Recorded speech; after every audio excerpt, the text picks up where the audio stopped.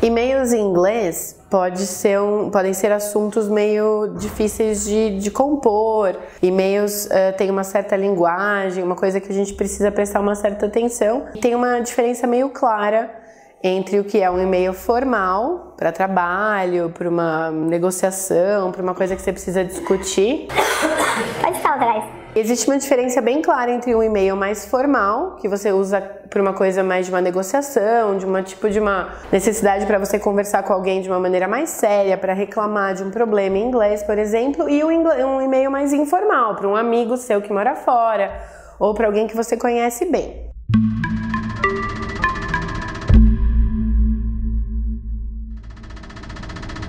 Então, falando um pouquinho dessas diferenças e como a gente pode melhorar o nosso jeito de escrever e-mails em inglês, vou dar 3 dicas principais para isso, mas a primeira coisa que a gente fica realmente com medo na hora de escrever um e-mail em inglês é de ser mal interpretado. Então, se você está escrevendo um e-mail para o trabalho, por exemplo, você tem medo de colocar uma expressão que pode parecer muito grosso, muito indelicado, ou até querer dizer uma coisa que você não está realmente querendo dizer, um valor ou um objetivo desse e-mail que não fique claro. Então isso é normal e é por isso que é tão importante a gente focar no e-mail, na estrutura de um e-mail, para melhorar o seu jeito de escrever e de ser compreendido. As 3 dicas que a gente tem são 3 perguntas, 3 questionamentos que você tem que ter em mente na hora que você for realmente escrever um e-mail em inglês. A primeira coisa é você pensar: para quem eu estou escrevendo esse e-mail? Então, eu conheço essa pessoa? É alguém que eu vou ter um tom mais informal? Alguém que, por exemplo, a minha mãe, o meu pai, na minha host family, né? Se você vai fazer um intercâmbio, alguém que você já vai realmente criar uma proximidade quando você conhecer essa pessoa? Ou é o meu cliente, é o meu chefe, é alguém fora do país que eu preciso me comunicar a trabalho? Então,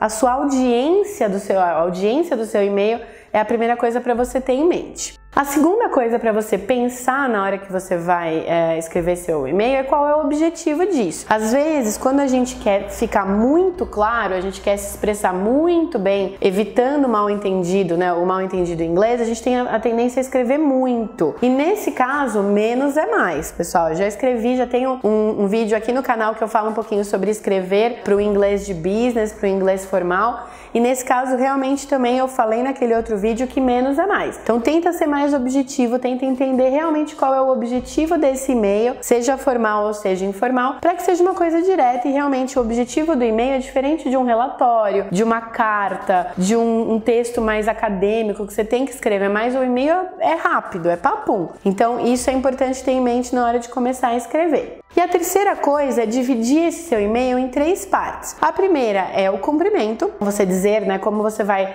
se referir a essa pessoa. A segunda parte é realmente o objetivo. Esse objetivo, pessoal, tem que ser realmente explícito, né, ou claro, em poucos parágrafos. E ele também tem que ser um ato, né, tem que ser um reflexo no assunto desse e-mail. O assunto a gente não pensa muito. Normalmente a gente vai escrever lá no final e falar, vou colocar o assunto. E pá, e às vezes não fica tão claro. Então esse meio do e-mail, essa segunda parte do e-mail, tem que refletir no assunto. E a última parte é realmente o goodbye. Como que você vai se despedir dessa pessoa com quem você está falando no final? Você está esperando uma resposta? Você está esperando uma informação específica? Então, essas 3 partes vão fazer com que você, antes de escrever esse e-mail, tenha isso bem claro. Cuidados com a linguagem, o formal e o informal. Então, na hora que você estiver cumprimentando alguém, dando oi no seu e-mail, num e-mail mais formal a gente usa o Dear Sir, ou Dear Madam, se for uma mulher. Se você souber o nome da pessoa, Dear Mr., Dear Mrs., com o sobrenome dessa pessoa. Se for um e-mail informal, a gente já usa o Hey, o Hi, How are you, What's up, para uma pessoa que você já conhece, que é mais seu bro. Na hora que você for começar a escrever esse e-mail, no e-mail mais formal, a gente sempre introduz com uma cleft sentence, com uma frase que você está introduzindo o seu objetivo. Então, the reason I'm writing is, a razão que eu estou escrevendo é, então isso é uma coisa bem formal para o e-mail. Já não é necessário fazer ou escrever essa frase ou incluir essa frase no e-mail mais informal. Na hora de se despedir é a mesma coisa. Se você vai escrever um e-mail formal, a gente usa aquele aquele clássico I'm looking forward to hearing from you. Então eu estou aguardando a sua resposta, estou aguardando ansiosamente pela sua resposta. Num e-mail mais informal, a gente já usa um bye, see you later. Então, esse cuidado a gente tem que ter. Pensa nessas três coisas na hora de escrever e comparar realmente um e-mail informal com um e-mail formal em inglês. Espero que tenha sido útil. Deixe suas dúvidas aqui embaixo para eu te ajudar com e-mails em inglês. And bye! Expression of the day.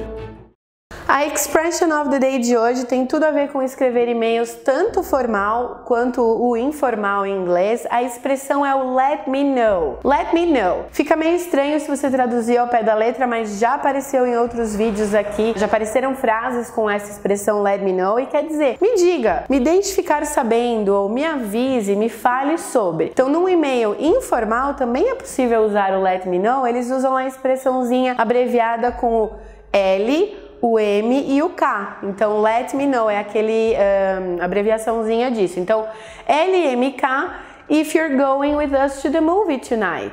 Então, me avise se você vai com a gente no cinema hoje à noite. Dá para você usar isso num e-mail informal com essa abreviaçãozinha. Pode colocar na sua lista de expressions of the day. And bye!